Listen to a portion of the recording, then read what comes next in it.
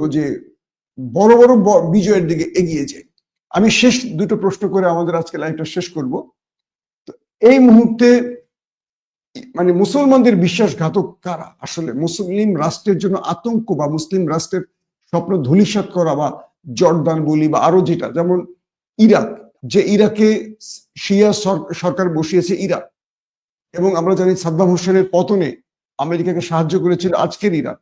আজকে দেখেন সেই ইরাকের শিয়া সরকার তার ইরাকের ভূমি ব্যবহার করে আক্রমণ করেছে, কিচ্ছু করতে পারেনি।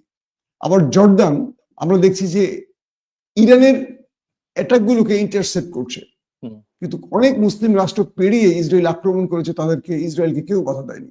আপনি মুসলিম রাষ্ট্রের আসলে বিশ্বাসঘাতক বা বিস্ফোরা হিসাবে কাদেরকে চিহ্নিত করবেন? না, এটি তো দেখা যাচ্ছে আসলে, এটি তো একেবারে আপনার কি বলে পানির মতো পরিষ্কার। যখন গাজাতে লক্ষ লক্ষ মানুষ, নারী, শিশু, বয়স্ক, আপনি যুদ্ধের কথা বাদ দেন, যুদ্ধের বাইরে গাজাতে যে খাদ্যাভাব দেখা দিয়েছে, গাজাতে যে চিকিৎসার অভাব দেখা দিয়েছে, গাজাতে মানুষের যে সাফারিং, মানুষের যে নির্মমতা, যে নিষ্ঠুরতা, মানব সভ্যতার ইতিহাসে এরকম নেই। গাজাতে যেটা হচ্ছে, অর্থাৎ ধুকে ধুকে না খেয়ে পানির পিপাসায় মানুষগুলো মারা যাচ্ছে, শিশুগুলো মারা যাচ্ছে, হাড্ডিসার দেখা যাচ্ছে। আর বোমা হামলা তো রয়েছে, টুকরো টুকরো করে ফেলা হচ্ছে মানুষজনকে। একটা বিল্ডিং এ, রেসিডেন্সিয়াল বিল্ডিং এ বোমা মারছে, সেখানে আমরা দেখছি মানুষ আকাশে উড়ে যাচ্ছে বোমার আঘাতে।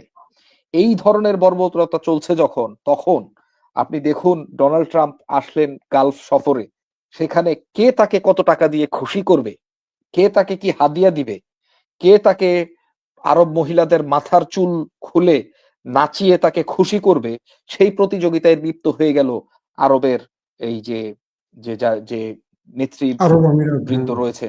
শুধু আরব আমিরাত না, আমি যেই দেশগুলোতে সফর করা হয়েছে সেগুলোর কথা বলছি। তাহলে এই কাজটা তো, এই ধরনের কাজ তো আসলে এই আরব ভূমিতে আবু লাহাব বা আবু জাহেলও করেনি। মানে তাদের ভিতরেও একই গোত্রের হওয়ার কারণে কিছুটা সহমর্মিতা ছিল। আজকে আমরা কি দেখলাম তাহলে? যে তেল সমৃদ্ধ আরব দেশগুলো আল্লাহর যে দান, যে পেট্রোল, সেগুলোর বিক্রি করে অর্জিত টাকা দিয়ে কি করছে তারা?